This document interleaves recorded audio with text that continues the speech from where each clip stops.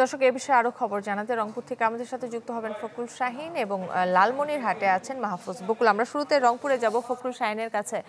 ফখরুল, কর্মসূচি চলছে কিভাবে একটু জানাবেন?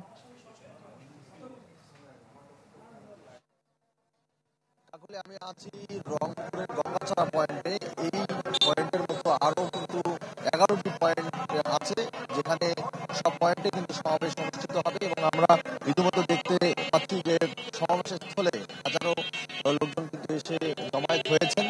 এবং এই যে আমি যেখানে আছি মহিপুর ব্রিজের নিচে, এবং মহিপুর ব্রিজের তিন দিকেই কিন্তু সমাবেশ স্থল আছে, তিনটি সমাবেশ স্থল, এবং আমরা তিন দিকে দেখতে পাচ্ছি যে অসংখ্য লোক সকাল থেকে ছোট ছোট মিছিল নিয়ে তারা কিন্তু এই সমাবেশস্থলে এসেছেন। বিশেষ করে এখানে কিন্তু তিস্তার দুই পাড়ের যে মানুষ আছেন তারা কিন্তু বেশিরভাগ এসে জমায়েত হয়েছে। এর সাথে বিএনপি নেতাকর্মীরা আছেন এবং নাগরিক সমাজের নেতাকর্মীরা আছেন, এর সাথে সুশীল সমাজের নেতাকর্মীরা এবং শিক্ষক সমাজ, ছাত্র সমাজ, অর্থাৎ সবাই কিন্তু একত্রিত হচ্ছেন সমাবেশস্থলে। এবং দুপুরের পর থেকেই শুরু হবে সমাবেশ। 11টি পয়েন্টে এখানে কিন্তু কাউনিয়া যে ব্রিজ আছে, রেল ব্রিজ, সেখানে আসবেন বিএনপি মহাসচিব মির্জা ফখরুল ইসলাম আলমগীর, এবং বিভিন্ন পয়েন্টে নাগরিক সমাজের আসবেন, জোনায়েদ সাকি আসার কথা রয়েছে, নাগরিক সমাজের প্রতিনিধিরা আসবেন, তিস্তা বাঁচাও নদী বাঁচাও আন্দোলন নেতাকর্মীরা আসবেন, এবং এখানে নদী বিশেষজ্ঞ যারা আছেন তারা আসবেন, শিক্ষক সমাজ আসবেন। অর্থাৎ সমাবেশস্থলে তারা কিন্তু অংশ নিয়ে তারা দাবি তুলে ধরবেন। এবং আমরা তিস্তা পাড়ের মানুষের সঙ্গে কথা বলেছি, তারা বলছেন যে তারা দীর্ঘদিন ধরে যে দুর্ভোগের শিকার হয়ে আসছেন, বন্যার সময় যে তারা পানিবন্দী হচ্ছেন, এবং খরার সময় অর্থাৎ শুষ্ক মৌসুমে আসলে তারা পানি না পেয়ে যে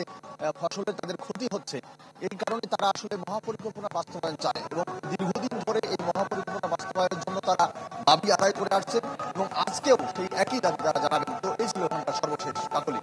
ফখরুল, আপনাকে ধন্যবাদ। এবার দর্শক, লালমনিরহাটে যেতে চাই মাহফুজ বকুলের কাছে। মাহফুজ, 48 ঘন্টার এই কর্মসূচিতে আজকের কি কি কর্মসূচি থাকছে এবং লোকজন সমাগম কেমন হয়েছে?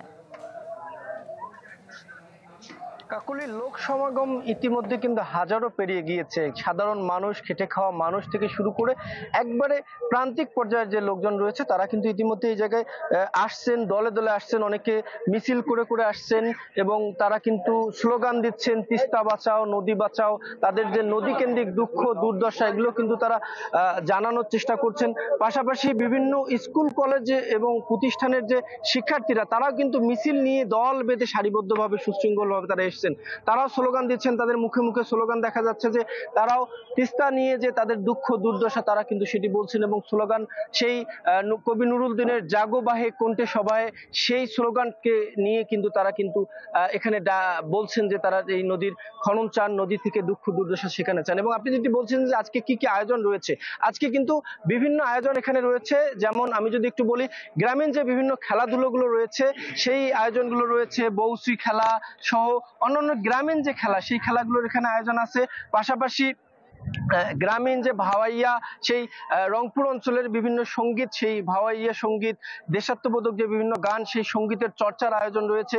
পাশাপাশি গ্রামীণ বিভিন্ন খেলা এখানে কিন্তু আয়োজন হয়েছে, যদিও বা এই আয়োজনটি স্থানীয় বিএনপি নেতা আসাদুল হাবিব দুলু তিনি সমন্বয় করছেন, এবং পাশাপাশি এই যে বিভিন্ন মঞ্চ করা হয়েছে সেখানে বিএনপি নেতৃবৃন্দ সমন্বয়কের দায়িত্ব রয়েছেন। কিন্তু সাধারণ মানুষ, আপামর সাধারণ মানুষ কিন্তু এই আন্দোলনে এখানে একাত্মতা ঘোষণা করছেন। তারা ইতিমধ্যে এই জায়গাগুলোতে আসছেন, তারা এখানে পোয়াল খড় বিছিয়ে, তাদের লেপ কম্বল বিছিয়ে তারা কিন্তু প্রস্তুতি নিচ্ছেন এখানে রাত কাটানোর। তারা কিন্তু সারা রাত আগামী 48 ঘন্টা এখানে আন্দোলন করবেন, আন্দোলনের সুরে গান গাইবেন। কাকলি। মাহফুজ, আপনাকে ধন্যবাদ। দর্শক, তিস্তা বাঁচাও আন্দোলন কর্মসূচি সম্পর্কে বিস্তারিত জানাচ্ছিলেন রংপুর এবং লালমনিরহাট থেকে আমাদের সহকর্মীরা।